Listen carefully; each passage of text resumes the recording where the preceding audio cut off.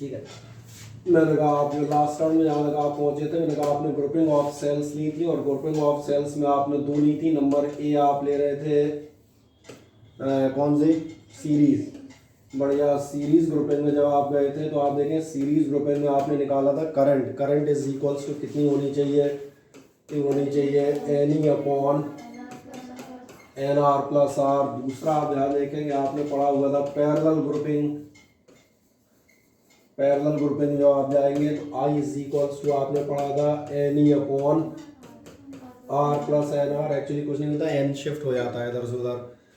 और एक चीज़ ये याद दिला देते, इसमें आपसे कहा था कि अगर हैवी इंटरनल रेजिस्टेंस उठाएंगे, हैवी इंटरनल रेजिस्टेंस उठाओगे तो कैपिटल आर नेगलेक्ट हो जाएगा एक्सटर्नल, तो ये आपके कैंसिल हो जाएंगे, वन सेल ही करंट आएगी।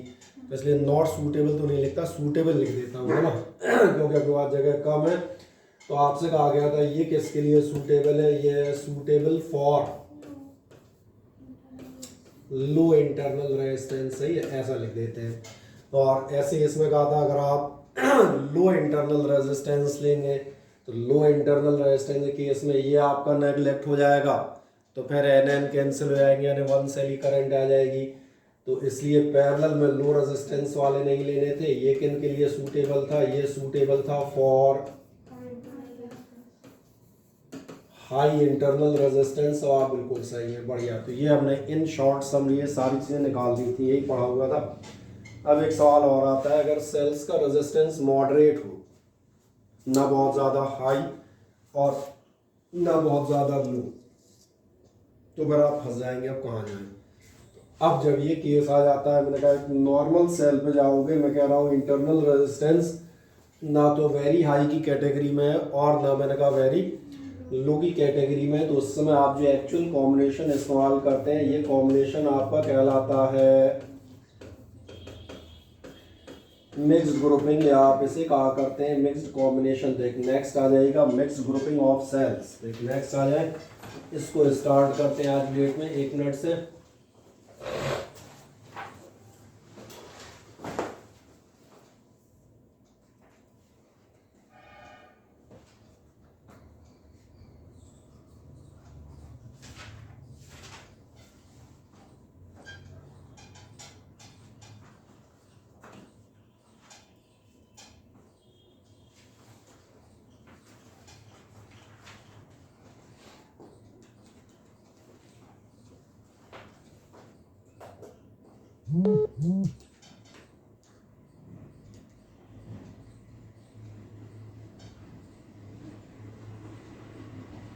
बढ़िया, जो नोट्स में आया था कुछ नहीं मौजूद है, तो फिर मैं हटा के आया था।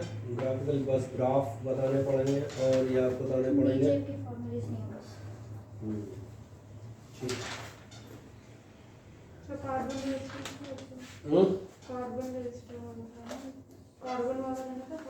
कार्बन रेजिस्टेंस वाला तो उसमें से हटा दिया है, लेकिन एक लास्ट में जब पढ़ाएंगे ना, चैप्टर का एंड करेंगे, तो कार्बन रेजिस्टेंस वाला इसमें जो आपका शीट है उसमें मतलब जो दूंगा उसमें मौजूद है। वो 2 मिनट में, तो 2 मिनट का काम है, तो वैसे भी आप पढ़ सकते हैं, कोई खास बात नहीं।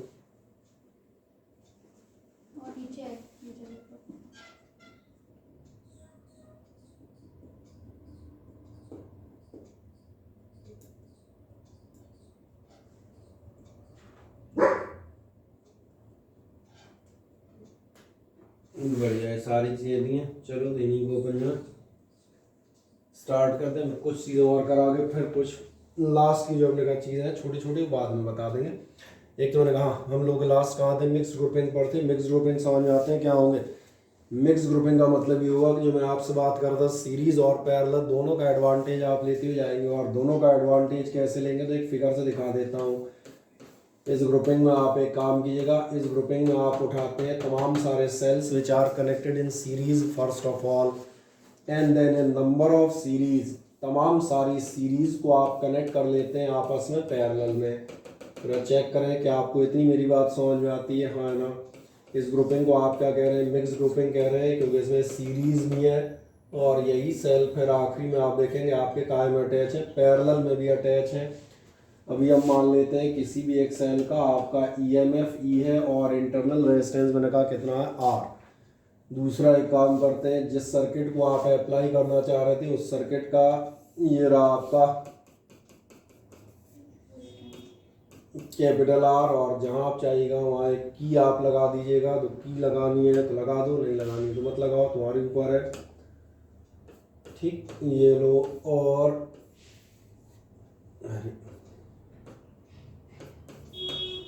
क्या इतना फिगर समझ में आ जाता है? हाँ या ना? तो पहले एक काम करें, मिक्स ग्रुपिंग का फिगर बना दें मजे से।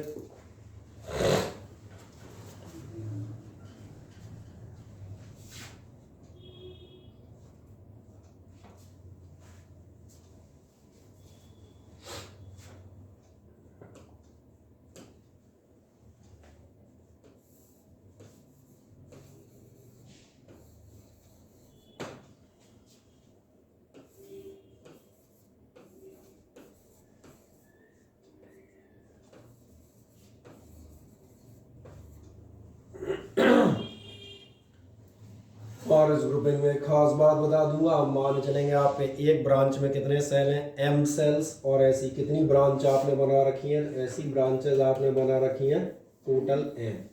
ठीक है ना?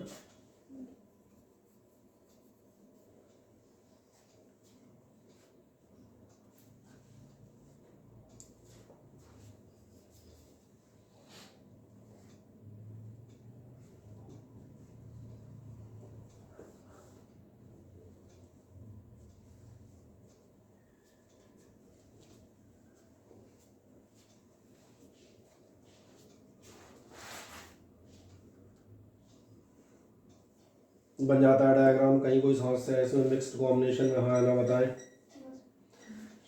नहीं, बस तो एक काम करें, एक लाइन इसके ऊपर लिख दें जिसमें आप लिख दीजिएगा m identical cells are connected in series. और कौन सा बोल रहा हूँ, m identical cells are connected in series. वो दिख रहा होगा सीरीज में आपने कितने कनेक्ट किए हैं, एम सेल्स कनेक्ट किए हैं। तो यहाँ मैंने कह दिया m identical cells are connected in series. और इसके बाद आप एक काम करेंगे, ऐसे जो है एन ब्रांचेस बनाएंगे। सही है, पहले इतना लिख दिया गया आर कनेक्टेड इन सीरीज, और आगे बताइएगा and such n branches, and such n branches are connected in parallel, and such n branches are connected in parallel with external resistance capital R, are connected in parallel with external resistance capital R।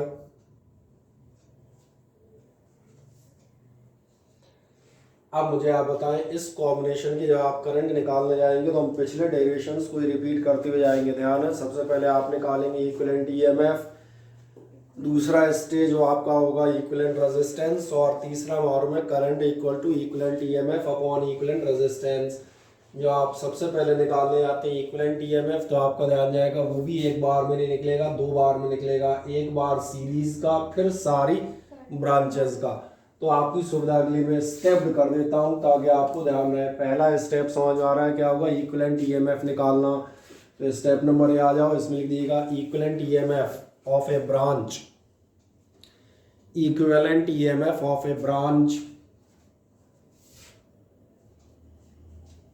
किसी भी एक branch का आपका EMF कितना होगा, क्या नजर आ रहा है, ब्रांच एक सीरीज में सेल्स हैं, और सीरीज में कितना आएगा इक्विवेलेंट EMF, ये आपका आएगा E plus dot dot dot, यानी कि कुल मिलाकर कितने सेल हैं आपके पास, आपके पास है एम सेल्स। तो एक सीरीज का आपका हो जाएगा एम ई। तो दिखाएं equivalent EMF of any one branch, ये कितना आया, is equals to E plus E यानी कि is equals to M E. अब बहुत ध्यान से अगली चीज देखिएगा, क्या आपको ऐसा नजर आता है, इस ब्रांच का इक्विवेलेंट ईएमएफ एम ई है, इसका भी इक्विवेलेंट ईएमएफ एम ई है, इसका भी इक्विवेलेंट एम ई है, और पैरेलल में ये कांस्टेंट या सेम बना रहता है पोटेंशियल डिफरेंस। इसका मतलब इन सबका टोटल भी कितना आएगा, वो यही आएगा, वो सेम बना रहेगा। तो नीचे बताएगा and equivalent EMF of all the branches in parallel, and equivalent EMF of all the branches in parallel. सारी ब्रांचेस का आपका कैसा मैं देख रहा हूं, पैरेलल में, और पैरेलल में है तो ये भी आपका कितना आएगा एम ई, क्योंकि इससे सेम या कांस्टेंट होगा, ना बढ़ेगा और ना कम होगा। क्या है, पहली चीज समझ में आती है, हमने पहला काम कर लिया, टोटल ईएमएफ निकाल लिया। अब अगला स्टेप आपको याद है, नेक्स्ट स्टेप पाइप ले जाता है हमारा, हो जाता है इंटरनल रेजिस्टेंस या टोटल रेजिस्टेंस के लिए। इसमें वही दिक्कत है, पहले सीरीज का एक का निकालना, फिर उन सब का पैरेलल में टोटल करोगे तब निकलेगा। तो एक काम करें, equivalent internal resistance part B चले आए, equivalent internal resistance of any one branch, equivalent internal resistance of any one branch, internal resistance of any one branch, और किसी भी ब्रांच का आप लेंगे तो ये कितना आएगा, क्या आपको ध्यान है, सीरीज में आपका इंटरनल रेजिस्टेंस होगा, यही होगा आर प्लस आर, यानी कुल मिला के कितने सेल्स हैं आपके पास, एम सेल्स हैं, तो ये हो जाएगा एम आर। तो चले जाए,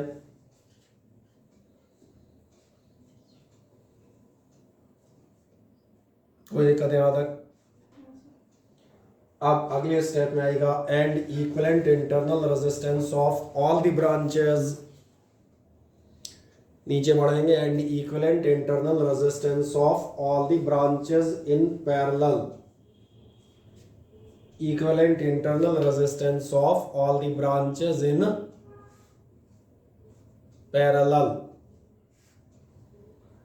all the branches in parallel में जाओगे तो क्या तुम्हें ध्यान है, आर पैरेलल, वो आपका कितना होता है, वो होता है रेजिस्टेंस अपॉन एन। अपने पास कितनी ब्रांच है, एन ब्रांच है, तो इसलिए ये हो जाएगा, एक ब्रांच का एम आर है और ऐसी कितनी ब्रांच है, एन ब्रांचेस हैं, तो ये हो गया एम आर अपॉन एन, ये होता है ना आर बाई एन। और एक लास्ट स्टेप, ये जो आपका रेजिस्टेंस है तो इसका है, अभी एक बाहर भी तो मौजूद है,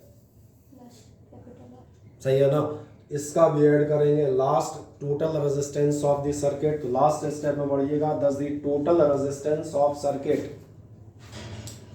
total resistance of the circuit, और total resistance of the circuit पे आप जाएंगे तो ये आपका निकलेगा, चलो यहाँ लिख देता हूँ, ये था आपका एम आर बाई एन उसका, और प्लस कितना निकल आएगा, कैपिटल आर, दिखा दें, टोटल आपका कितना होगा, m r upon n plus capital are,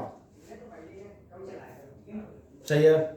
अब आखिरी स्टेप, क्या आपने पास ईएमएफ निकल गया, क्या आपने पास टोटल रेजिस्टेंस भी निकल गया, तो जो मैंने कहा था लास्ट स्टेप आपका कौन सा होगा, स्टेप नंबर सी, वो का के लिए आपको लगेगा करंट इज इक्वल्स होना चाहिए वोल्टेज अपॉन रेजिस्टेंस। तो एक लास्ट स्टेप बढ़ जाएगा, दस द करंट, लास्ट आप बढ़ जाएंगे, thus the current I is equals to, और आई इज इक्वल्स टू आप कितना लेंगे, equivalent EMF upon equivalent resistance,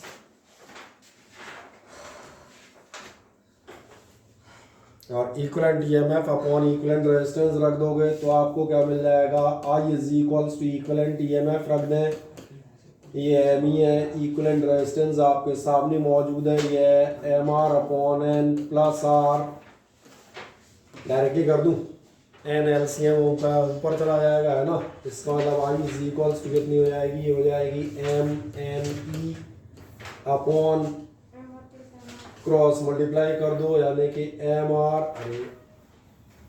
are और प्लस एन आर, तो आपका टोटल करंट निकल जाएगा, सही है। दिखा दे इतना,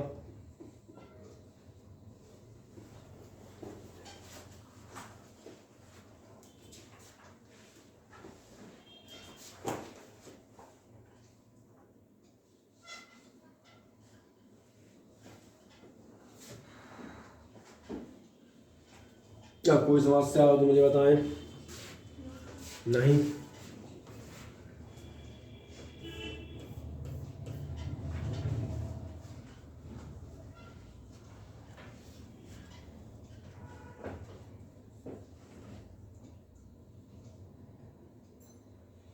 अब इसमें मैं एक लास्ट कंडीशन आप बता देता हूँ, वो ध्यान रखिएगा। अगर आप चाहते हैं इस कॉम्बिनेशन से आपको मैक्सिमम करंट मिले तो उसकी कंडीशन याद रखना। इसमें आप बताएंगे फॉर ऑब्टेनिंग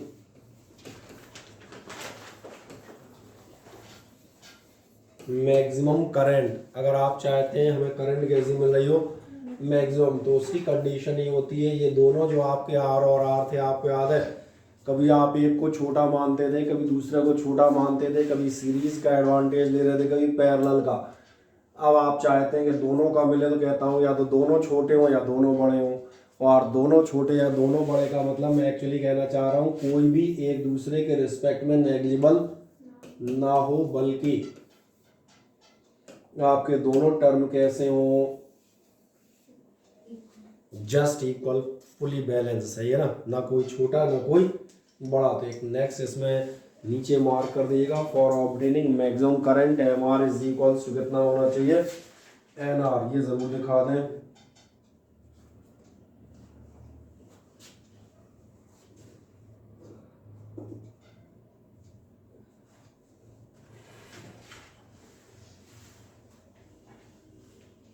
ठीक है, 8 आगे होगा, नाम नोट कर देना उधर से। ये वाला कहें तो आपके हो जाते हैं, एक मोटे तौर पे आपका आ जाए कि एक जितने भी कॉम्बिनेशन थे आपके सेल्स के, ठीक है ना। अभी इसमें एक सिंपल सी चीज़ और करा देता हूँ ताकि आपका लगभग ये चैप्टर थ्योरेटिकल बेसिस पे एंड होने तरफ आ जाए, सही है ना। और एक बहुत इंपॉर्टेंट चीज़ जो आपको यहाँ से मिलेगी, जो आप सेल्स पढ़ रहे थे, सेल्स में हमने कहा आपने ईएमएफ पढ़ लिया, इलेक्ट्रोमोटिव फोर्स, यानी कहा जाए सेल्स का खुद का पोटेंशियल डिफरेंस या capability to develop potential difference in conceptual form. दूसरा आपने पढ़ लिया सेल का खुद का रेजिस्टेंस, इंटरनल रेजिस्टेंस, आपने ये भी पढ़ लिया कोई भी सेल कितनी करंट अलग अलग तरीके से दे सकता है। अब ऐसे जो सर्किट अपने पास एनालिसिस के लिए आते हैं, उन सर्किट्स में न्यूमेरिकल पॉइंट ऑफ व्यू से आप ध्यान देखना, जब आप सर्किट्स को एनालाइज करने जाते हैं तो अपने पास एक आते हैं किरचॉफ्स लॉज ऑफ, चलो इलेक्ट्रिकल सर्किट को शॉर्ट में मैं सर्किट लिख देता हूँ, ठीक है ना।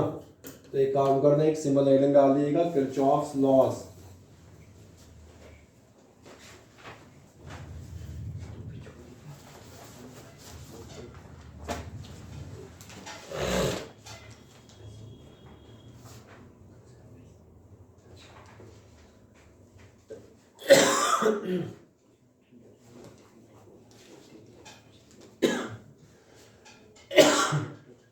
किरचॉफ्स लॉज पे जाओगे तो आप बताया जाएगा सर्किट्स के लिए आपके दो किरचॉफ्स लॉज दिए जाते हैं, और जो दो लॉज आपके दिए जाते हैं उनमें से पहला लॉ आपका कहलाता है, या तो हम कह देंगे किरचॉफ फर्स्ट लॉ, बिल्कुल ऐसी समझ में आ रहा होगा, पहला है तो किरचॉफ फर्स्ट लॉ कहलाई गई है ना, या फिर आप इसे कहते हैं नाम देखना करंट लॉ।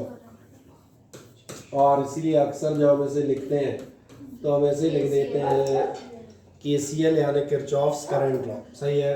आए पहले इसकी चर्चा कर लेंगे आराम से, लिख दें नंबर 1 फर्स्ट लॉ या किरचॉफ्स करंट लॉ।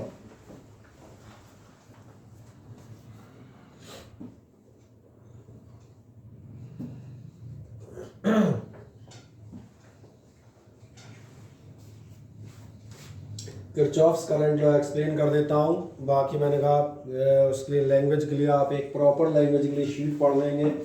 पहली जो सबसे इम्पोर्टेंट बात बताता हूँ, जो आपका फर्स्ट लॉ ध्यान देखना, ये जिस चीज़ पर बेस्ड है, ये एक्चुअली है तुम देखोगे law of conservation of charge. एक काम करते हैं, नीचे पहली चीज़ इसके लिए बता दीजिएगा कि ये क्या है, ये है आपका law of conservation of charge है। और कैसे ये मैं भी दिखाता हूँ, पहली लाइन लिख दें law of conservation of charge.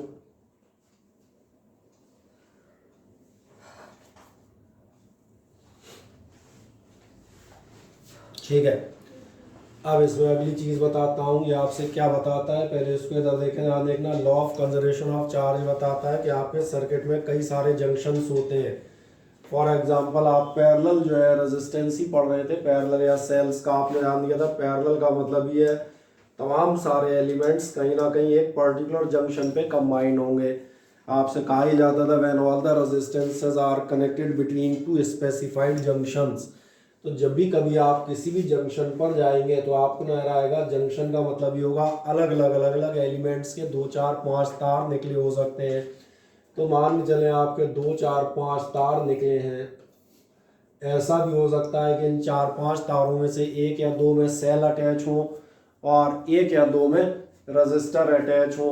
बाकी जब आगे बढ़ोगे मैंने कहा अगले तब तो फिर ये भी बताएंगे, हो सकता है किसी में कैपेसिटर लगा हो, किसी में इंडक्शन कॉइल लगी हो, किसी में रेजिस्टेंस लगाओ। लेकिन ये तय है कि मान के चले अगर किसी में अगर सपोज करो सेल लगा है तो उससे करंट आ रही होगी और जहाँ रेजिस्टेंस लगा होगा उसकी तरफ करंट जा रही होगी। भाई जंक्शन पे दोनों काम होंगे ना, कहीं एक जगह से आएगा भी और कहीं दूसरी जगह को जाएगा भी। और आपके घर में अगर एग्जांपल दिया जाए तो जंक्शन का बेस्ट एग्जांपल होता है आपका स्विच बोर्ड। स्विच बोर्ड में आ जाएगा 2 तारों से कहीं आपके कनेक्शन में इनकमिंग करंट होती है और स्विच बोर्ड वो जंक्शन है जहाँ से फिर आपके फैन, ट्यूबलाइट, CFL, LED, कुछ भी कंप्यूटर, 4 अलग अलग कनेक्शंस आगे गए होंगे। तो क्या है, मेरी बात समझ में आ रही है? इसका मतलब है जो मैं मान के चलता हूँ, सपोज करते हैं कहीं 1 या 2 तारों से इसमें करंट इनवर्ड आ रही होगी टुवार्ड द जंक्शन और आपको जंक्शन दिखने लगे तो उसको मैं थोड़ा और मोटा बना देता हूँ ताकि क्लियर कट अब आपको दिखे। दिख रहा है आप सभी को? तो मैंने जो कहा था पहला मान के चलेंगे I1, दूसरा आपने मान लिया I2। सपोज करेंगे करंट है इनकमिंग या फ्लोइंग टुवर्ड द जंक्शन। ऐसी आप याद देखना, आप 2 या 3 मैंने कहा कैसी हो सकती हैं जो जंक्शन से बाहर जा रहे हो, अवे फ्रॉम द जंक्शन। अब आप पूछेंगे कंजर्वेशन ऑफ चार्ज क्या है, तो भैया यही तो कंजर्वेशन ऑफ चार्ज है, जितना चार्ज आएगा उतना ही जाएगा। Charge can neither be created nor be destroyed. और इसका मतलब ये है कि आप कह सकते हैं I1 प्लस I2 यानी हिंदी में बात करें आने वाली करंट इज इक्वल्स टू होगी बाकी तीनों के, चलो 3 है, एक I3 है, एक I4 है और एक हमने मान लिया कौन सी I5, ये जाने वाली करंट के इक्विवेलेंट होगी। तो क्या ये लॉ समझ में आ जाता है सिंपली कि कोई डाउट है इसमें? कोई समस्या तो नहीं? तो एक काम कर दें, दिखा दें, एक तो फिगर बना दो, बगल में ये बता दो, फिर उसकी लैंग्वेज बता देंगे 1 सेकंड में। इन शॉर्ट एरो सही से बनाना, उल्टे सीधे मत बना देना।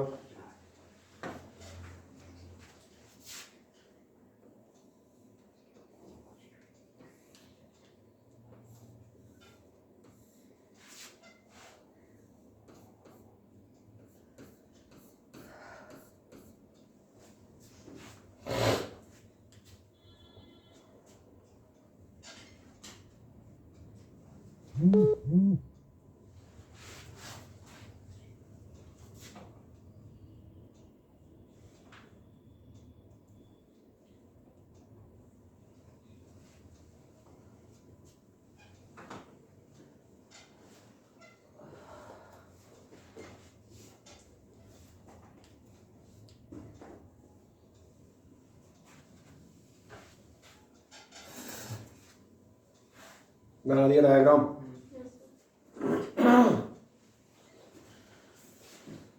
और जो है एक छोटा सा काम ना बगल में दिखाएंगे, इनकमिंग और आउटगोइंग करंट कैसी हैं, इक्वल।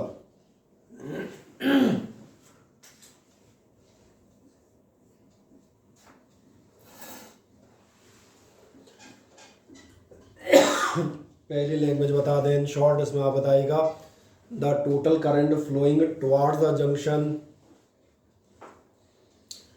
नीचे आप बताएंगे the total current flowing towards the junction. जो टोटल करंट आपकी कहाँ जा रही है, जंक्शन की तरफ, towards the junction is equal to the current flowing away from the junction, is equal to the current flowing away from the junction। या फिर ध्यान देखना, आप कह सकते हैं I1 plus I2 minus I3 minus I4 और minus I5 is equals to कितना होना चाहिए, 0। और इसी को इन शॉर्ट लिखा जाता है कि आप कह सकते हैं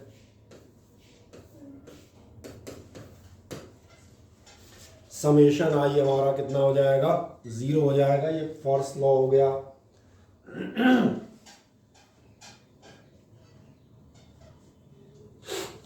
क्या है मिल गया, हाँ ना बताएं। इसका मीनिंग क्या है ध्यान देखना, सारी करंट्स का किसी भी जंक्शन में जितनी भी करंट है उन सबका एल्जेब्रिक समेशन कितना आ रहा है, 0। और जब मैं एल्जेब्रिक समेशन कह रहा हूँ तो यहाँ पर एल्जेब्रिक का मतलब पॉजिटिव नेगेटिव दोनों लिए जाएंगे। जरा ध्यान देखो, जो करंट टुवार्ड्स द जंक्शन है ये पॉजिटिव है, इंक्रीज कर रही होंगी, और जो अवे फ्रॉम द जंक्शन है ये नेगेटिव ले ली गई होंगी। तो ये समझ में आ जाता है। एक लाइन में इसको लिख दें, algebraic sum of all the currents, नीचे आप बताएंगे algebraic sum of all the currents, algebraic sum of all the currents meeting at a junction, algebraic sum of all the currents meeting at a junction will be 0. All the currents meeting at a junction will be 0. और meeting at A junction will be 0 होगा। तो उसमें भी सबसे खास बात क्या होगा, एल्जेब्रिक सम में प्लस माइनस कौन सा लेंगे आगे बताएंगे। When the currents reaching the junction, when the currents reaching the junction are positive, currents reaching the junction are positive and the currents leaving the junction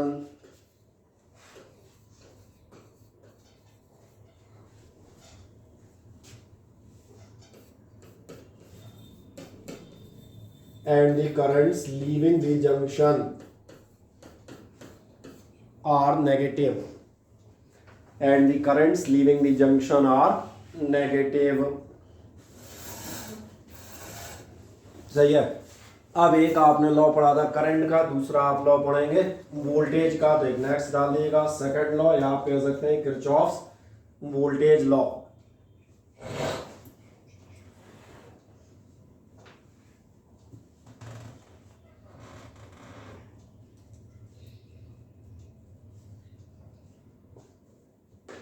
क्या मिल जाता है, हाँ है ना। ये आपका वोल्टेज का टोटल 0 बताएगा, इसमें आप डैश मार्क लीजिएगा, ये हेडिंग डाल दी सेकंड लॉ या केवीएल हो गया किरचॉफ वोल्टेज लॉ। इसमें आप बताइएगा the algebraic sum of all the potential differences, the algebraic sum of all the potential differences across all the elements, all the potential differences across all the elements and EMF of all the sources and EMF of all the sources in any closed loop, EMF of all the sources in any closed loop of electric circuit, any closed loop of electric circuit remains 0।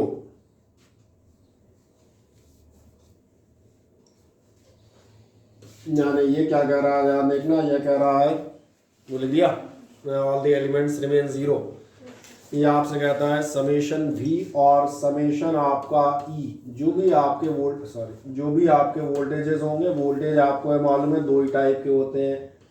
अगर आपने कोई register या वो लिया है तो उस पर पोटेंशियल डिफरेंस होगा, और सेल लगा रखा होगा तो उसका वोल्टेज ना कहलाती EMF कहलाएगा। इन शॉर्ट हम कह सकते हैं टोटल वोल्टेज कितना होना चाहिए। इन सब का भी एल्जेब्रिक सम 0 होगा। इसको आप ऐसे ही कह सकते हैं देखना, क्योंकि किसी भी एलिमेंट पे वोल्टेज कितना होता है IR, और प्लस हमारा समेशन ऑफ E, इन सब का टोटल कितना होना चाहिए। क्या है बात समझ में आती है। लिखते हैं summation V plus summation E is equals to 0, या आप कहेंगे summation IR plus summation E is equals to 0।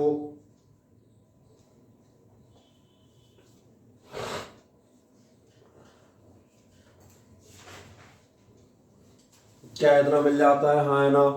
अब इसमें भी पिछली बार की तरह एक प्रॉब्लम आएगी। ये जो आप समेशन कह रहे हैं, ये समेशन कौन सा समेशन है, ये एल्जेब्रिक समेशन।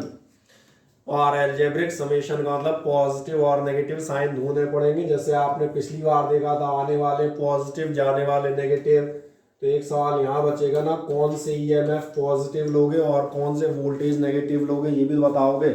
तो नीचे आप बता दीजिएगा, नीचे नंबर 1, चाहे नंबर 1 लिख दो चाहे नंबर ए लिख दो, जो भी लिखो। इसमें आप लिख दीजिएगा when a resistor is traveled, when a resistor is traveled in the direction of current, when a resistor is traveled in the direction of current, its potential difference is positive. In the direction of current, its potential difference is in the direction of current and its potential difference is negative. In the direction of current, its potential difference is negative, and if it is traveled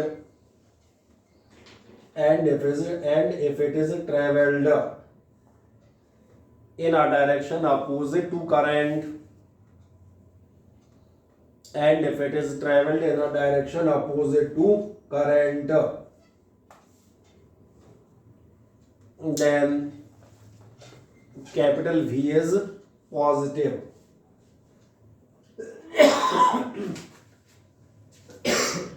यानी आपका potential difference कैसा लिया जाएगा, positive. अब EMF के लिए बता देते हैं नंबर 2। ईएमएफ में आप बताइएगा when a source of EMF is traveled, if a source of EMF is traveled from positive to negative terminal, source of EMF is traveled from positive to negative terminal, then its EMF is negative.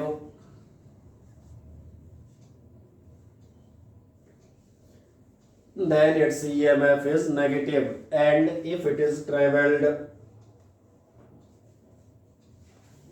from negative to positive terminal, and if it is traveled from negative to positive terminal, then E is positive. Negative to positive terminal, then E is positive. अब ध्यान से देखें, आपको नजर आएगा ये है law of conservation of energy. अभी साइन कन्वेंशन के लिए मैं आपको दिखाता हूँ साइन कन्वेंशन आप कैसे याद रखेंगे। पहले तो ये बता दूं, ये जो आपका है ये किस लॉ पर बेस्ड है, ध्यान देखना, ये बेस्ड है law of conservation of energy. आप पूछेंगे इसमें law of conservation of energy कहाँ से आ गया, तो मैं याद दिला देता हूँ। ये law of conservation of energy ऐसे लिखा है कि आपको पोटेंशियल डिफरेंस याद है। पोटेंशियल डिफरेंस होता है work done in carrying a charge from one point two the other point, यानी वो वर्क डन है। और ईएमएफ याद होगा, ईएमएफ होती है energy spend by the cell for the flow of unit charge. तो भाई थोड़ी देर के लिए यूनिट चार्ज भूल जाओ, सिंपल भाषा में बात करते हैं। ये work done for moving the charge, ये एनर्जी स्पेंड। क्या आपका ध्यान है, जितनी एनर्जी स्पेंड हो गई उतना ही तो वर्क डन होगा। अगर मान के चले कहीं पर आपने वर्क डन किया है +5 तो जूल, तो मेरी एनर्जी कितनी खर्च होनी चाहिए, यानी मेरा टोटल होगा -5 और वर्क डन कितना होगा +5। दोनों का टोटल एनर्जी और वर्क का कितना आना चाहिए, ना पॉजिटिव ना नेगेटिव, ना तो एनर्जी कहीं लॉस मानेंगे ना कहीं से गेन मानेंगे। तो इसलिए मैंने कहा ये आपका कौन सा लॉ है, ये law of conservation of energy. अब एक सवाल था जो आपने पॉजिटिव नेगेटिव लैंग्वेज में लिखे हैं वो याद कैसे रहेंगे, ध्यान से इधर देखें। ये कहता है जब आप किसी हम कहते हैं रेजिस्टेंस को क्रॉस कर रहे हैं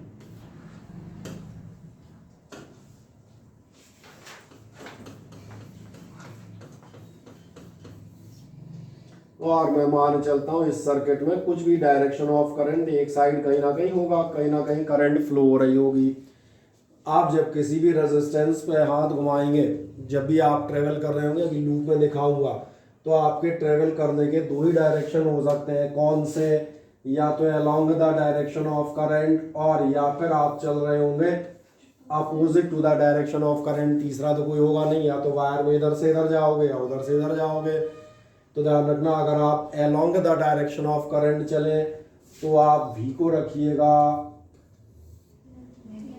और अगर आप अपोजिट टू द करंट जा रहे हो तो आप V को रखिएगा पॉजिटिव। क्या है, मेरी बात समझ में आती है? पहला इस ढंग से आप इस फिगर के थ्रू याद रखेंगे मुझे क्या लेना है। और ऐसी अगली चीज मैं आपको दिखाता हूँ, जब आप किसी ईएमएफ सोर्स को यानी सेल को पार कर रहे होंगे तो सेल के साथ भी दो चीजें होंगी, ये आपका नेगेटिव टर्मिनल या आपका पॉजिटिव टर्मिनल। नेगेटिव और पॉजिटिव में जब आप जा रहे होंगे तो या तो आप पॉजिटिव टू नेगेटिव जाएंगे, और पॉजिटिव टू नेगेटिव जाए तो ध्यान रखना जिधर पहुंचोगे वही मानना। कहाँ गए हो? Positive to negative. तो यहाँ पर आपका ईएमएफ लिया जाएगा, और उल्टा अगर आप क्रॉस कर रहे हो सेल को तो कहाँ पहुंचे हो? पॉजिटिव टर्मिनल पे पहुंचे हो, तो आप ई को कैसा मानना? पॉजिटिव। और आप चेक कर लें, यही आपने लिखा है पहला फर्स्ट रूल पढ़े आपने, क्या लिखा है पढ़े? When a resistor is traveled in the direction of current, जब आप किसी रजिस्टर को करंट के डायरेक्शन में ट्रेवल करेंगे तो its potential difference is negative. तो आप पोटेंशियल डिफरेंस कैसा मानेंगे? नेगेटिव। उल्टा तो समझ में आ ही गया होगा, उसको छोड़ दें। ऐसे इसको दिखा दें सेल को। When a source of EMF is traveled from positive to negative terminal, then its EMF is negative. बस पॉजिटिव टू नेगेटिव जाओगे तो नेगेटिव, यानी दूसरा वैसे ही क्लियर है। नेगेटिव टू पॉजिटिव जाएंगे तो पॉजिटिव।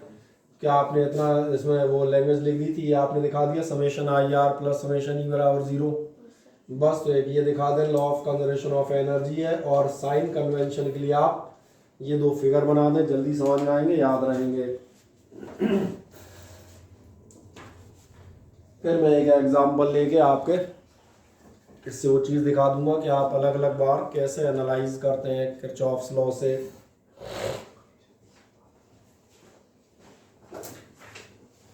एक हम प्रैक्टिकल एग्जांपल या न्यूमेरिकल एग्जांपल ही लेंगे।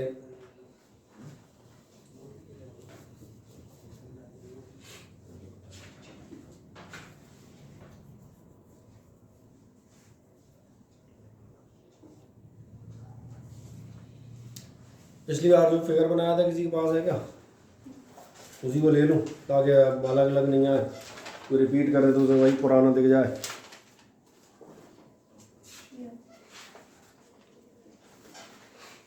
पुराना वाला मैंने इसलिए ले लिया ताकि कभी आप उससे पढ़ें तो ऐसा नहीं कि आपको ये लगने लगे ये क्या कर दिया हमने, है ना। चलिए दोनों साइन कन्वेंशन के आपने नोटेशन बना दिए। मैं तब तक एक सर्किट बना देता हूँ। इस सर्किट में आपने पहले लिया है चेक, दो सेल लिए हैं E1 और E2। बढ़िया।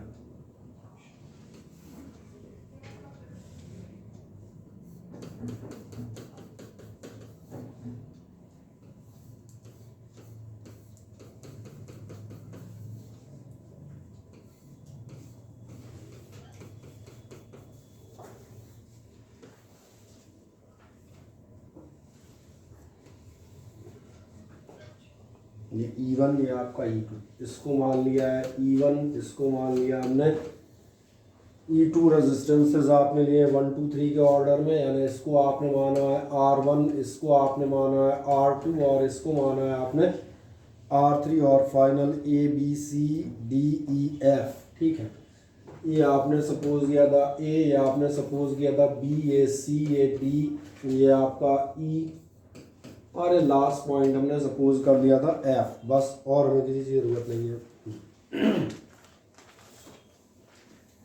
चले आए इस सर्किट को हम एनालाइज करके देखते हैं एग्जांपल के तौर पे। बहुत ध्यान से सर्किट को देखें कि आपको नजर आ रहा है ये कैसा सर्किट है जिसमें आपके मल्टीपल एलिमेंट्स यानी कम से कम 3 रेजिस्टेंस नज़र आ रहे हैं, और एटलीस्ट कम से कम 2 बैटरी नज़र आ रही हैं 2 अलग अलग मैं कहूँ ब्रांचेस नज़र आ रही हैं। पॉइंट वाइज चले आए तो मैंने कहा A B C D E F 5-6 point नज़र आ रहे हैं। जब ये नज़र आते हैं सबसे पहले आपसे कहा जाएगा ध्यान देखना, सबसे पहले इस लूप को अगर आप इस सर्किट को आप एनालाइज करना चाह रहे हैं तो आप सबसे पहले इस्तेमाल करना किरचॉफ फर्स्ट लॉ। और किरचॉफ फर्स्ट लॉ आप इसलिए इस्तेमाल करेंगे क्योंकि आप जरा ध्यान देखें, इस ब्रांच में आपकी एक E1 यानी कि एक बैटरी लगी हुई है। आपसे जनरली इसमें यही पूछेगा कि अलग अलग ब्रांचेस में आपकी करंट कितनी होंगी। जब पूछेगा तो आपको समझ में आ रहा होगा, पहली बैटरी E1 है, इससे कुछ करंट निकलेगी। करंट का डायरेक्शन मालूम है कहाँ होता है, पॉजिटिव टू नेगेटिव टर्मिनल, यानी और स्पेसिफाई करें पॉजिटिव से बाहर और नेगेटिव से अंदर। तो मैं एक साइड बना देता हूँ तो आपको नजर आएगा पहली जो करंट होगी वो आपकी कहाँ जानी चाहिए। पहली करंट आपकी मैं मान के चलूंगा ये होगी, और I1 नाम मैंने दे दिया है क्योंकि पहली बैटरी थी, नॉर्मल सेंस। ऐसे आप मुझे देखना दूसरी बैटरी भी आपको नजर आ रही होगी, और दूसरी बैटरी भी नजर आ रही है तो दूसरी भी कुछ ना कुछ करंट देगी। इसकी भी current away from the positive होगी, तो इसको भी मैंने कितना मान लिया, मैं मान लूंगा इससे जो आपकी करंट आ रही है कितनी आ रही है, वो आ रही है आपकी I2। कुछ भी नाम हम मान लेते हैं। एक इंटरेस्टिंग बात, जैसे ही आप ऐसा लिखते हैं आप जरा ध्यान देखें, इस ब्रांच में आपको करंट नजर आ रही है। कौन सा वायर मैं कह दूं, ये F और C के बीच का जंक्शन नजर आ रहे हैं दो।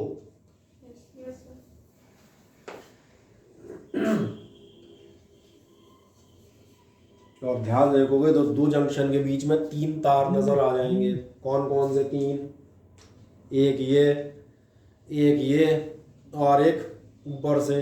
बीच वाले तार की करंट आपको मालूम है I1, इस वाले तार की भी मालूम है I2, ऊपर वाले की नहीं मालूम। कोई बात नहीं, आप कौन सा लॉ इस्तेमाल कर सकते हैं, किरचॉफ फर्स्ट लॉ। पहले काम करें, सर्किट का फिगर बना दें आराम से, फिर हम इसकी एनालिसिस स्टार्ट करेंगे मजे से।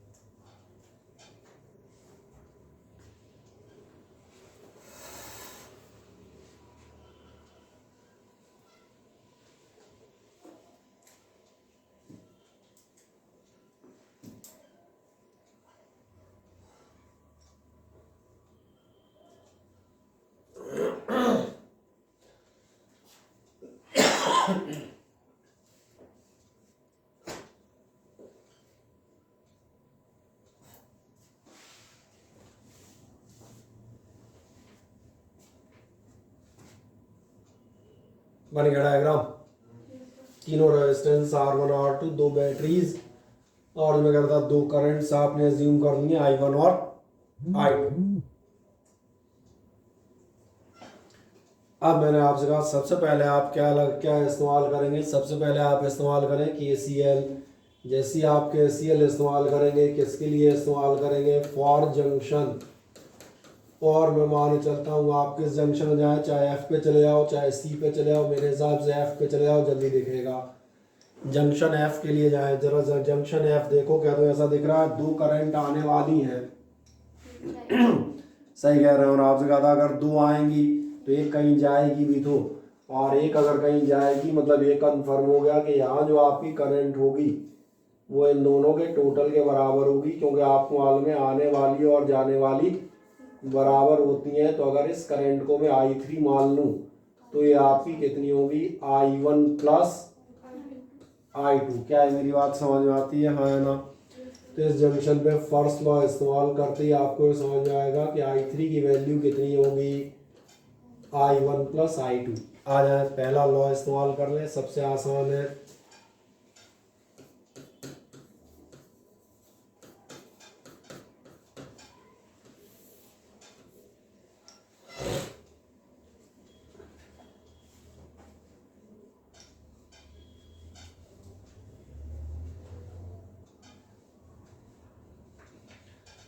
करंट की वैल्यू और डायरेक्शन दोनों समझ में आते हैं। दो आने वाली हैं तो तीसरी कहाँ करेंगे, जाने वाली में कन्वर्ट करेंगे, है ना।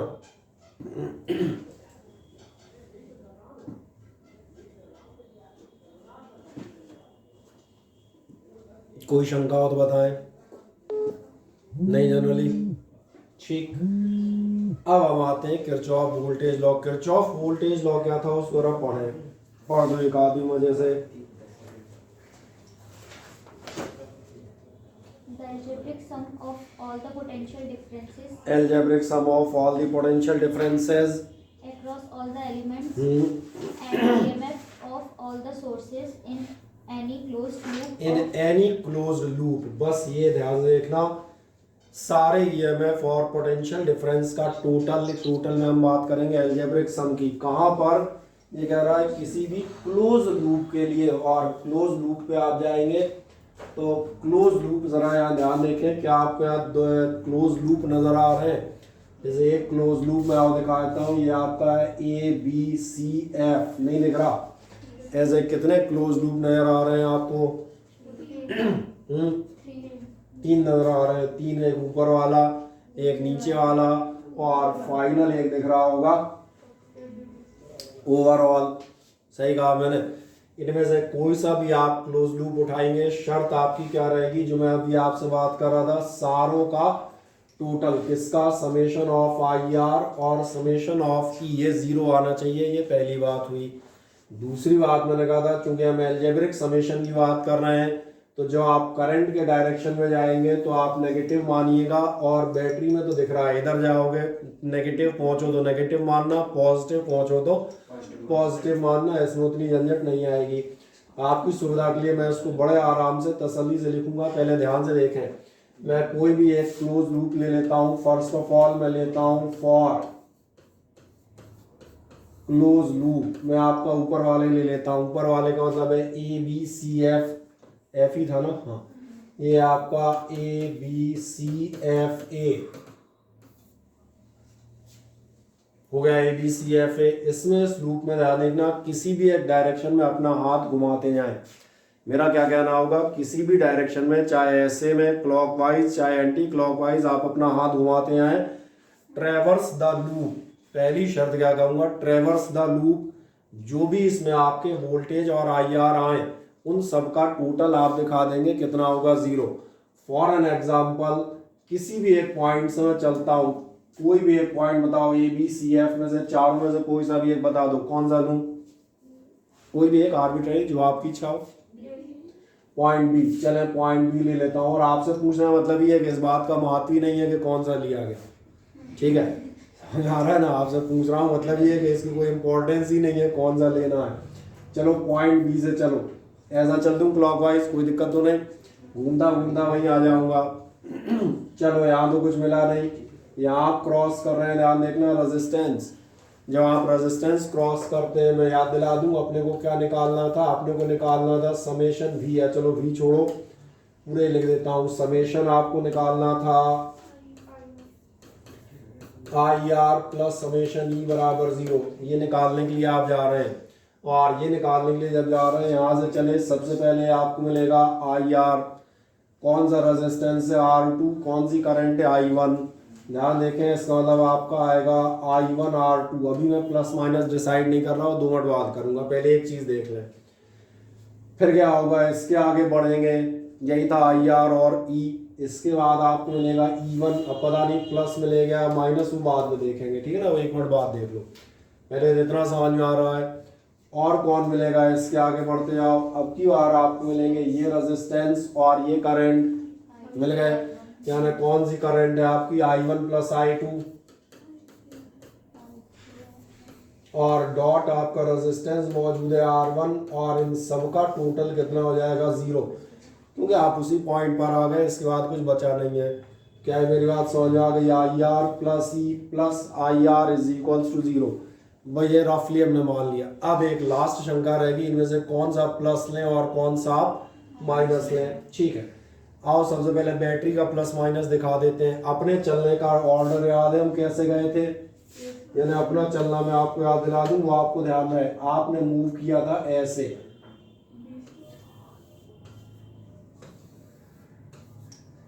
आप उल्टे भी चल सकते हैं, उस चलने में कोई बुराई नहीं है, किसी एक तरफ तो चलोगे। तो मैंने कहा आप ऐसे जा रहे थे तो ध्यान देखें। सबसे पहले मैं बैटरी चेक करा देता हूँ। अगर आप बैटरी क्रॉस करेंगे, क्या आपने ध्यान दिया, बैटरी -2+ क्रॉस करेंगे और -2+ क्रॉस करेंगे, मैंने कहा था बैटरी में आप जहाँ पहुँचेंगे वही लिया जाएगा। अगर इधर से आओगे तो माइनस, इधर से आओगे तो प्लस।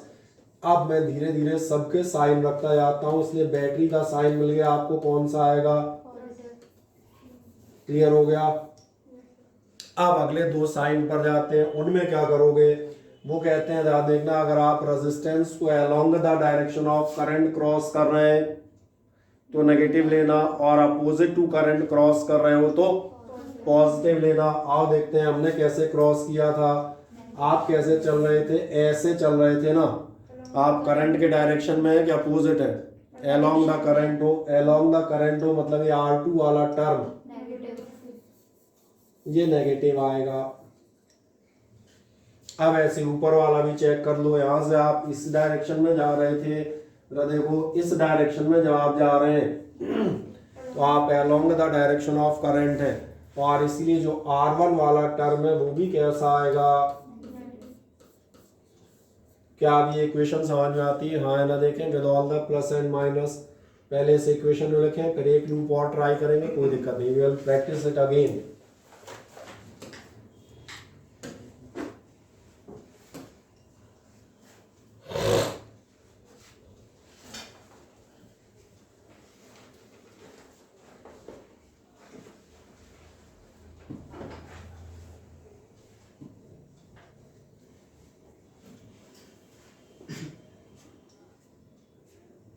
मेरा नाम लिख दिया तुमने?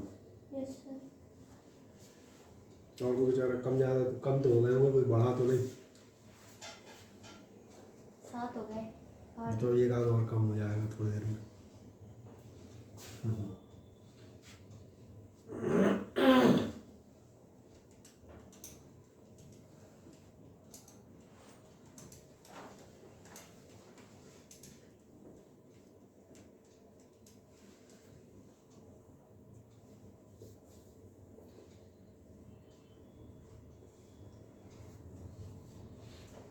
कर दें आराम से। केवीएल की पहली इक्वेशन दिखाएं लूप फर्स्ट के लिए, एक बार और मैं रिपीट करूंगा, कोशिश करूंगा आपको दूसरी बार में और समझ में आ जाए।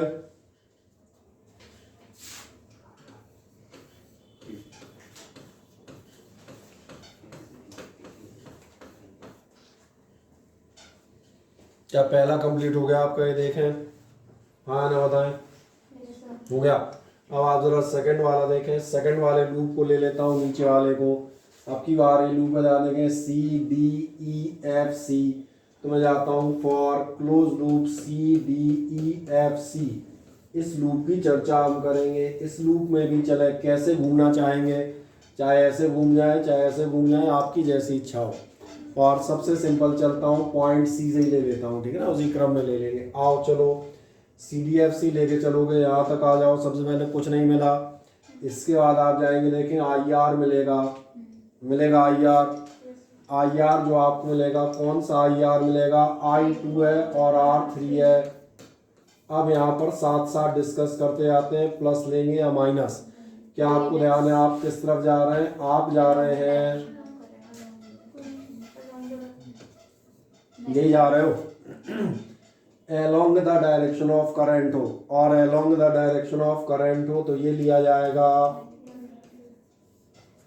नेगेटिव। बढ़ो आगे आराम से, I2 R3 मिल गया। अब आपको मिलेगी बैटरी। अब ये रही आपकी, मैंने लिख दिया कौन सी बैटरी मिली, E2। अब E2 चेक करें आपकी किस डायरेक्शन में क्रॉस की गई है, नेगेटिव टू पॉजिटिव या positive to negative, negative to positive दिख रहा है ना, ऐसे ही चल रहे हैं ना। और ऐसे अगर चल रहे हैं तो जहाँ पहुँचते हो वही बैटरी का साइन होता है, तुम पहुँचे हो नेगेटिव टू पॉजिटिव। और आगे बढ़ो, इसके बाद अभी और आगे जाना है। अब आप क्रॉस करेंगे, फिर बैटरी क्रॉस करेंगे, करोगे। अब बैटरी देखो, अब बैटरी किधर से क्रॉस कर रहे हो, +2 माइनस दिख रही है, और आप माइनस टर्मिनल पे पहुंच रहे हैं, इसलिए ये वाली बैटरी का टर्मिनल लिखा जाएगा। अब एक लास्ट और चीज बचेगी, रेजिस्टेंस। इस रेजिस्टेंस को हम क्रॉस करेंगे, R2 है, करंट हमारी I1 है, यानी ये होगा अरे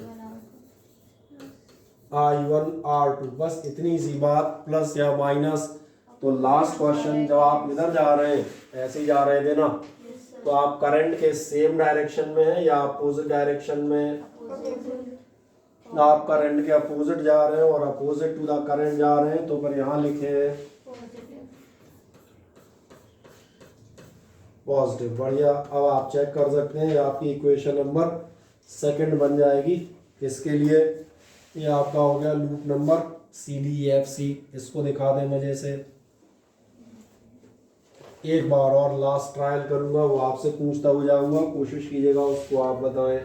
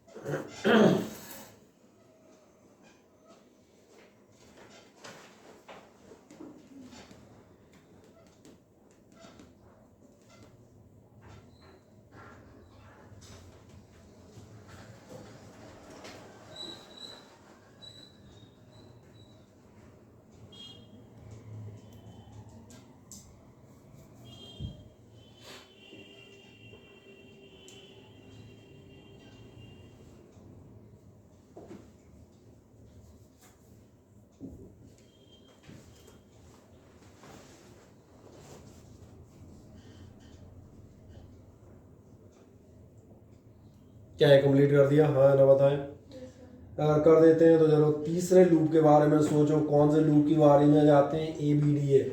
और मैं आपको बिल्कुल सिंपल ऑप्शन देता हूँ, आप कहीं मत जाए। आप जो है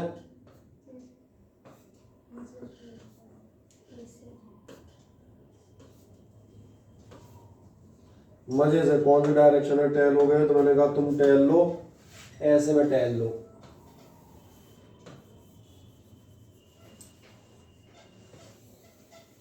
ठीक है ना? नहीं देखा? ऐसे हो कहीं से भी सिंपल, मैंने कहा पॉइंट ए से स्टार्ट करो मन में और बताओ मुझे क्या होगी इक्वेशन। जरा देखो, करो ट्राई। एक सेकंड में बस इस पेन को ले लूं। अब बताओ जरा। सही कह रहे हैं, माइनस का I3 क्या होगा, तब I3 की वैल्यू रख देंगे। अभी I3 लिख देते हैं मजे से। I3 की वैल्यू तो मालूम ही है, माइनस I3 इंटू R1। बढ़िया। क्या ये दिख रहा है? I3 into R1। माइनस क्यों लिया है आपने? क्योंकि आप along the direction of current चल रहे हैं। बेहतर। और आगे बढ़े, इधर तो सर से उतर आए, इधर तो कुछ है ही नहीं, है ना?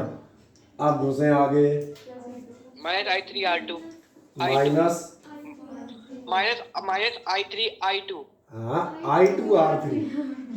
यस कोई बात नहीं, I2 और R3। ठीक है, कोई समस्या नहीं, हो जाता है, नॉर्मल से ह्यूमन स्लेब से हम भी करते हैं। माइनस आप लेंगे I2 और R3। क्यों माइनस क्यों लिया है? अभी भी आप along the direction of current है, इसलिए एक फाइनल चेक कर लेते हैं। और बढ़ो आगे, रेजिस्टेंस से पार करो, प्लस E2 प्लस E2। और प्लस E2 क्यों? क्योंकि भैया जब तुम इस बैटरी के अंदर घुसोगे, घुस जाओ जरा, तो आप घुसोगे तो आप पहुंचोगे नेगेटिव टर्मिनल से पॉजिटिव टर्मिनल, ऐसे ही घुसोगे ना।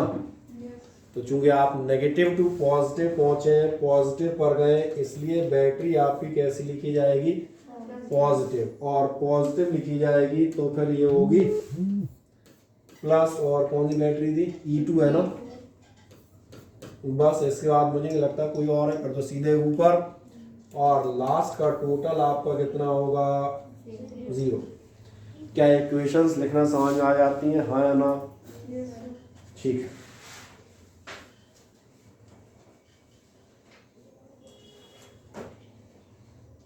आराम से तीसरी इक्वेशन लिख दें। अब इस बेसिस पे बनने वाले न्यूमेरिकल बहुत सिंपल होते हैं। अगर आपको ये चीज़ समझ में आ जाती है तो शर्त ये है, और फिर मैं आप बताऊंगा इस पे आपका अक्सर एक आध न्यूमेरिकल आता रहता है हर जगह जहाँ भी जाओगे। जहाँ से मतलब मेरा मतलब चौपाटी से नहीं है, नहीं एक आध बच्चा अच्छा टिक्की वाली भी आजकल न्यूमेरिकल कराने लगे, बताओ। लिख दी थर्ड इक्वेशन, हाँ या ना बताएं।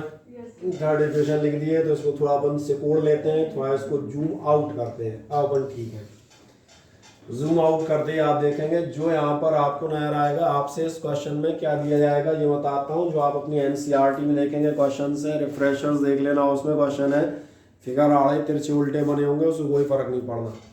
वो यहाँ पर ध्यान देखना, R1 की वैल्यू बताएगा 5 ओम, 10 ओम, 16 ओम जो भी हो। बैटरी बताएगा 6 वोल्ट, 3 वोल्ट, 9 वोल्ट एटसेट्रा।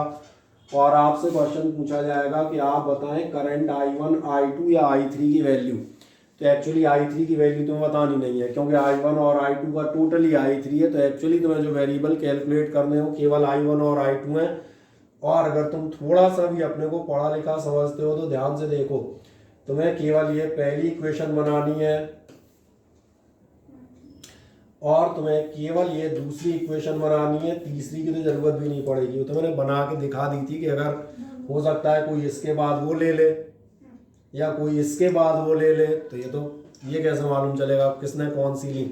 लेकिन मेरा मानना है आप चाहे इधर से स्टार्ट करें चाहे इधर से स्टार्ट करें, कितनी इक्वेशन की जरूरत पड़ेगी? 2।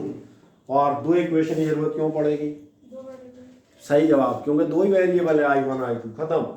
एक्स और वाई अगर आपके पास 2 वेरिएबल हैं तो 2 इक्वेशन आप बनाओगे। बस यहाँ जो इक्वेशन लिखी है उसमें जाए आपकी इक्वेशन कैसे बनेगी? आपकी बनेगी -5I1 प्लस कुछ भी मान लो 6 और -10R1 बराबर 0। I1 I2 की एक इक्वेशन बन गई, दूसरी बन गई। इक्वेशन सॉल्व करने के 50 मेथड है, उनमें से सबसे अच्छा मेथड मैं जो मानता हूँ मान के चलता हूँ एलिमिनेशन। तो तुम भी वही मानते हो, मानो सबसे अच्छा लगता है। ऐड या सब्ट्रैक्ट कर दो, दूसरा निकल आता है, खत्म। तो मैंने कहा कोई सी भी 2 इक्वेशन आप बना लेंगे और जैसे आप सॉल्व करेंगे I1 I2 या जो भी मानी होगी वो निकल आएगी। और लास्ट काम तुमने कहा तीसरी कैसे निकलेगी, तो मैंने कहा तो सीधा निकल आएगी, उसके लिए कोई अलग से इक्वेशन मानने की जरूरत नहीं है। वो तो पहले से याद दिख रही है। I3 क्या है, I1 I2 का टोटल। तो इसके न्यूमेरिकल्स पे हम अगले टर्न पे चलेंगे। जैसा कि मैंने आपको बताया था, अभी तो न्यूमेरिकल्स पे आपकी पावर पॉइंट क्यों नहीं बन पाई, क्योंकि इसमें हमारी कोई गलती नहीं है, ये उन लोगों की गलती है जो हमें बुला रहे हैं है ना। तो तब आज फ्री होके बनाएंगे मजे से, तो अगले टर्न में तो न्यूमेरिकल कराएंगे। एक चीज़ और इस किरचॉफ्स लॉ से रिलेटेड बताता हूँ। जो किरचॉफ्स लॉ का आप यूज़ जहाँ करते हैं उसमें बहुत खास चीज़ आएगी, और वो चीज़ आती है तो एक सिंबल हेडिंग डाल दीजिएगा। और ये हेडिंग आप डाल देंगे व्हीटस्टोन ब्रिज।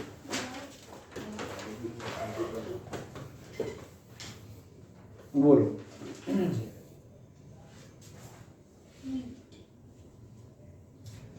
क्या हेडिंग आप डाल देंगे? Wheatstone bridge. और व्हीटस्टोन ब्रिज क्या होता है ये बताता हूँ। व्हीटस्टोन ब्रिज एक्चुअली एक महान वैज्ञानिक हुआ करते थे, है ना, और जिनका नाम हुआ करता था प्रोफेसर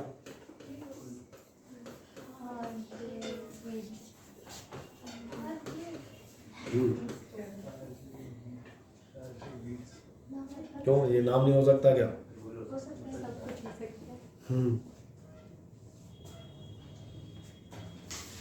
प्रोफेसर R.G. व्हीटस्टोन ने एक सिंपल का काम किया था। खैर सिंपल तो नहीं था, लेकिन अपने लिए अब सिंपल ही है। उन्होंने क्या किया ध्यान देखना, उन्होंने जो है 4 रेजिस्टेंसेस को एक पैरेललोग्राम की शक्ल में अरेंज किया। और 4 रेजिस्टेंसेस मैं यहाँ बनाता हूँ ना कोने में, और ये लो 4 रेजिस्टेंस। वैसे तो यहाँ बड़ा फिगर है पर आपको कोई दिक्कत नहीं, इतने दिन जाएंगे।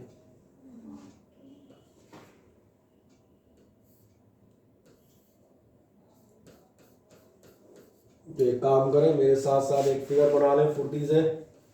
एक हेडिंग डाल दीजिएगा व्हीटस्टोन ब्रिज, और क्या काम करोगे उसके नीचे उनका नाम बता देना, professor R.G. Wheatstone.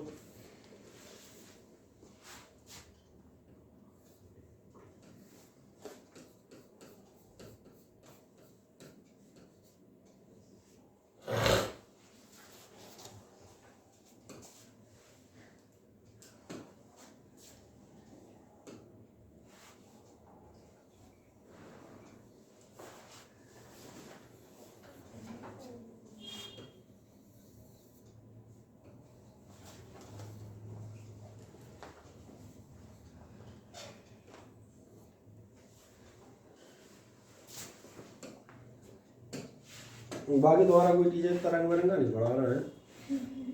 Kushwaha ji भी इतना रंग बिरंगा नहीं पढ़ाते। मैं देख रहा था एकदम कोई सफेद पीले में काम चलाते रहते हैं।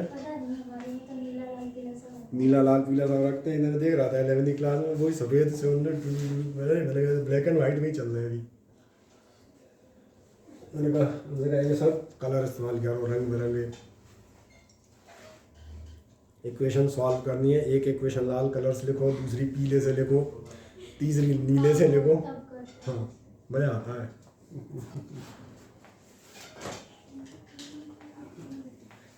बना दिया। 4 रेजिस्टेंस हमने मान लिए। चारों रेजिस्टेंसेस के नाम उन्होंने रख दिए हैं, तो 4 के नाम मान लें। एक रेजिस्टेंस मान लेता हूँ P है, एक आपका Q मान लें, एक आप मान लीजिएगा R और एक मान लीजिएगा S। ठीक, क्या इतना फिगर आपका बन गया? हाँ ना बताएं। अब इसमें जो खास बात है उसकी चर्चा करते हैं। खास बात यह है कि इस, चलो डायगोनल का नाम भी रख देता हूँ। ये आप माने चले ये आपका पैरेललोग्राम है ABC और D। ठीक, एक डायगोनल पे आपके कनेक्ट किया जाता है गैल्वेनोमीटर और दूसरे डायगोनल पे कनेक्ट करेंगे एक सोर्स ऑफ EMF। बाकी कुछ सुविधाएं अप्लाई कर दूंगा। सुविधाओं से मतलब चूंकि एक्सपेरिमेंट करता है आदमी, तो साथ में एक रियोस्टेट माने तो मालूम है ना, वेरिएबल रेजिस्टेंस। करंट कम ज़्यादा करनी हो, ऑन ऑफ करना हो तो एक की लगा दो।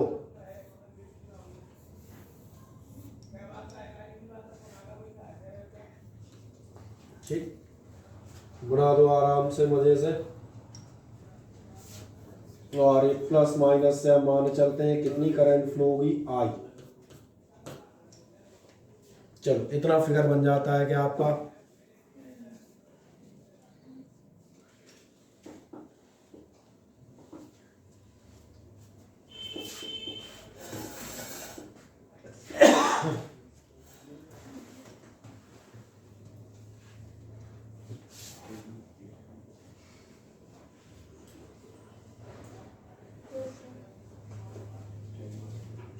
पहले चेक करें क्या आपका फिगर बन गया।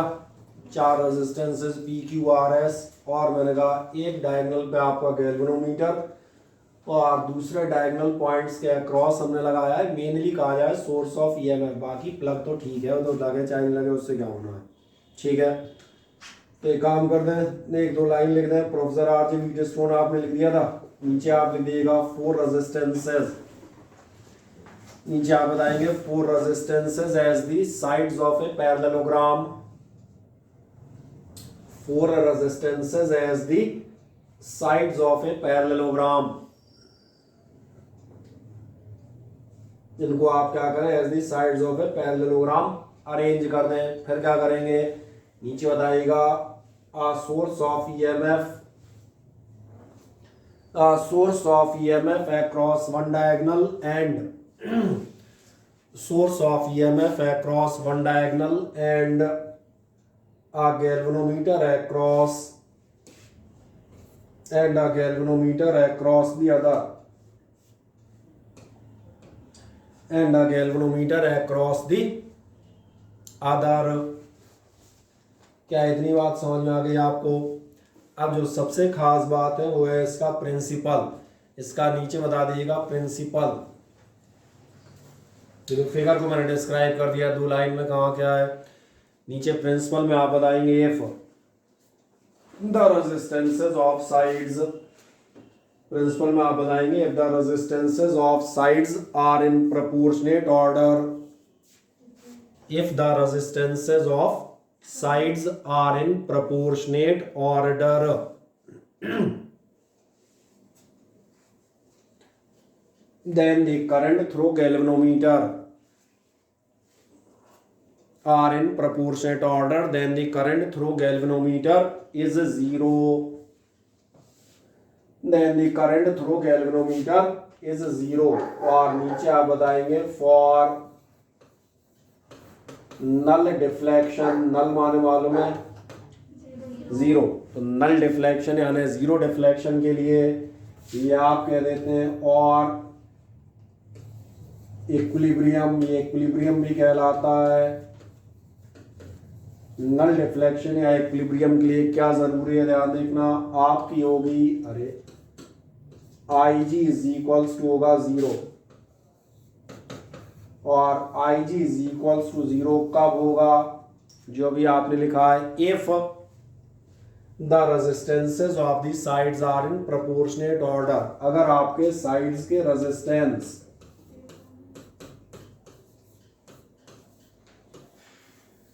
कैसे हो, प्रोपोर्शनेट, अगर P by Q is equals to R by S है तो यहाँ पर गैल्वेनोमीटर करंट कितनी हो जाएगी, 0 हो जाएगी। क्या है समझ में आता है, ये आपकी कहलाती है इक्विलिब्रियम कंडीशन या नल डिफ्लेक्शन कंडीशन।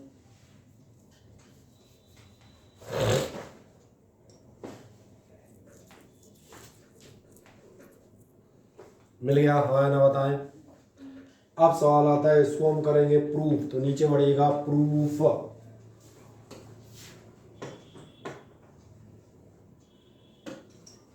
ठीक है, और अगर आपको इसको प्रूव करना है तो क्या करेंगे, ध्यान देखना, जो पहले कर रहे थे यहाँ से करंट आई आपकी आ रही है 3-4 करंट्स मान लूंगा, फॉर एग्जांपल यहाँ मैं करंट मान लेता हूँ I1, यहाँ कहीं करंट मान लेता हूँ I2, ये तो दिख ही रहा है करंट इधर से इधर जाएगी। ऐसे ही ध्यान देखना, इसमें मान लेना I3 और इसमें मान लीजिएगा आप I4, बस यही 4 ही करंट होंगी। और गैल्वेनोमीटर की तो वही मान लेंगे, गैल्वेनोमीटर की मान लो कितनी है IG, खत्म। तो 4 करंट दिखा दें, कौन कौन सी 4 करंट दिखा दोगे, मैंने कहा एक आप दिखा दें I1, एक आप दिखा दें मजे से I2, एक दिखाएं I3,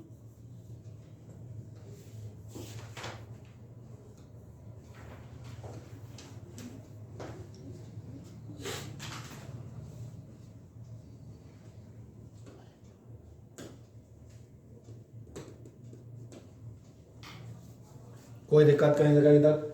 I1 I2 ऊपर वाली मान ली और इनको आप कितनी मान ले, I3 I4 और गैल्वेनोमीटर की IG। अब लास्ट सवाल, हम इसको प्रूव कैसे करेंगे, इसमें आए तो बगल में चले जाएगा प्रूव। कोई डाउट इतने में? प्रूव करने के लिए कुछ नहीं करना है, जो आप कर दे KCL और KVL लगाएंगे। सबसे पहले आ जाओ, using KCL Kirchhoff first law इस्तेमाल करता हूँ, यूजिंग KCL नंबरिंग कर देता हूँ, दिखता रहेगा। KCL लगाओ, किसके लिए लगाओगे, ये ऊपर वाला जंक्शन है इसके लिए लगा दो। कौन सा जंक्शन दिख रहा है, ये आपका B, लिख दें at junction B, at junction B। आप ध्यान देखो, जंक्शन B को क्या तो दिख रहा है, एक करंट आने वाली है, 2 जाने वाली है, दिख रहा है B पे, एक आ रही है 2 जा रही हैं, और एक आ रही है 2 जा रही हैं, तो आपको मिलेगा I1 is equals to I2 है ना, हाँ, और प्लस IG। लेकिन आपको एक बात और मालूम है, फॉर इक्विलिब्रियम इतना ही लिख देता हूँ है ना, IG बराबर कितनी होनी चाहिए, 0। तो अगर इक्विलिब्रियम में IG 0 है तो आपको क्या मिलेगा, I1 बराबर I2। ये हो गई हमारी इक्वेशन नंबर फर्स्ट। चलो पहले फर्स्ट इक्वेशन बनाते हैं।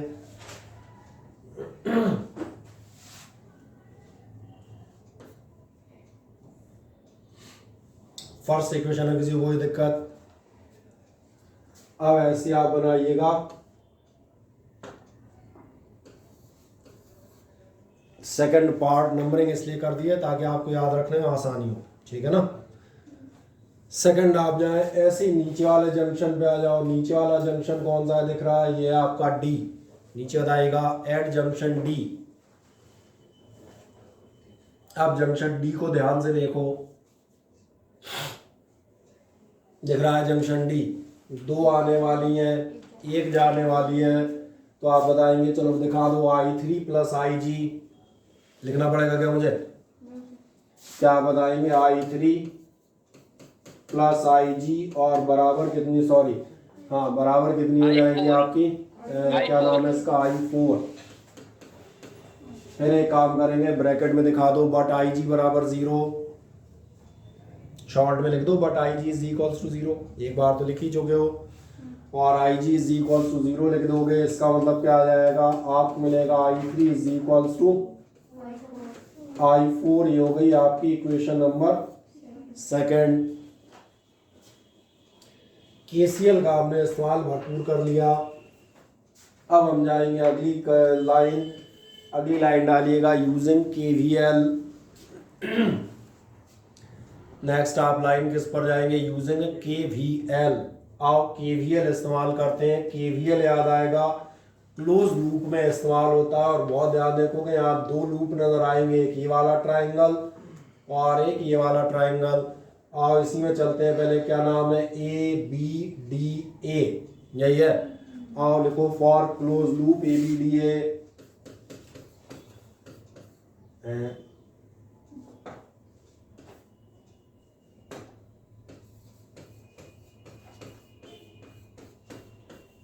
किस पर मैं जा रहा हूँ, क्लोज लूप ABDA पे जा रहा हूँ। जरा ध्यान से देखें, अगर मैं क्लोज लूप ABDA की चर्चा करूंगा, ये है लूप। क्या कहता था, किसी भी एक साइड से स्टार्ट करना और घूम फिर के उतर जाना। आओ चलते हैं, चलो इधर से चलते हैं, ए से चल देता हूँ। सबसे पहले कौन मिलेगा आपको, I1 और रेजिस्टेंस है P। आप along the direction of current जा रहे हैं, ऐसा ध्यान है, ऐसे ऐसे चलेंगे। तो ये हो गया आपका माइनस I1P। अब इधर जाओ तो माइनस IG इंटू जी, नहीं देखा, और अब हो जाएगा प्लस I3 इंटू आर, बराबर इन सब का टोटल होगा। क्योंकि मजेदार बात है, EMF वाली कोई बैटरी इसमें हमें मिली नहीं, क्या है पहली बार समझ में आता है। माइनस का I1P माइनस का IG इंटू जी, और इसमें घुस हो गया अपोजिट, कितना हो गया I3 करंट, और रेजिस्टेंस है आपका R। तीनों का टोटल दिखा दें, this minus this plus this बराबर 0।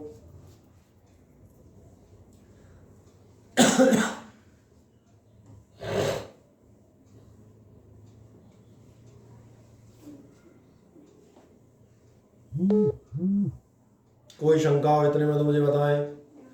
इसके ब्रैकेट में एक चीज फिर आपको मिलेगी, बट क्या मिलेगा, but IG is equals to आपका 0 है, और IG 0 मानोगे तो ध्यान देखो, तुम कह सकते हो ये दोनों आपस में बराबर हो जाएंगे। तो मन में IG 0 करो और सीधा आप क्या बताएंगे, I1P बराबर कितना हो जाएगा, I3R। और ये आपको मिल जाएगी इक्वेशन 1 2 हो गई थी, ये इक्वेशन हो गई आपकी इक्वेशन नंबर थर्ड। और लगभग हम प्रूव के आसपास खिसक चुके हैं।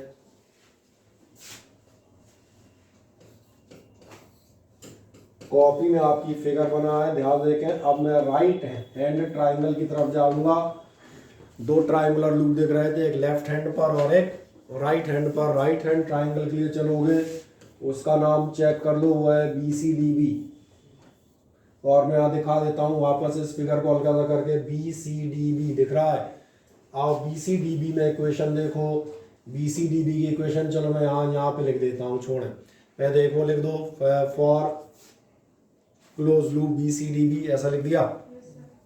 क्लोज लूप BCDB में आ जाओ, इस इक्वेशन को सेटअप करते हैं, यहीं से चलेंगे तो कितना होगा, minus I2 into Q, current into resistance. अब इधर घुसोगे प्लस I4 इंटू एस, यही होगा। और आगे जाओ, अब भी प्लस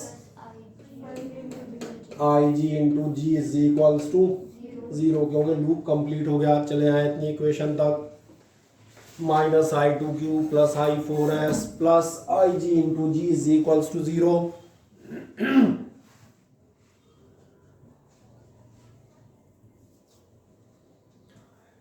फिर एक बार लास्ट बार ब्रैकेट में चौथी बार आप दिखाएंगे, but IG is equals to 0।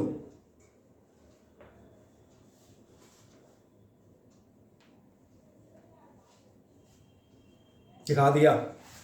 और जैसे आप IG इज इक्वल्स टू 0 करते हैं तो क्या आपका ध्यान जाता है, इसका मतलब हो जाएगा I2Q इज इक्वल्स टू अपने पास है I4S और ये हो गई हमारी इक्वेशन नंबर 4। बस हमारा डेरिवेशन कंप्लीट हो गया।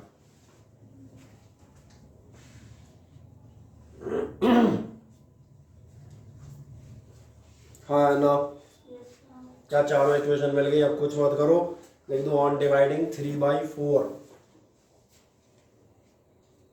On dividing equation 3/4। Equation third को फोर्थ से डिवाइड करो। इक्वेशन थर्ड नजर आ रही है, ये रही इक्वेशन थर्ड। इक्वेशन थर्ड है I1P बराबर I3R। यही थी थर्ड इक्वेशन, तुम्हारे पास भी है, कोई दिक्कत नहीं है। मैं लिख देता हूँ I1, अरे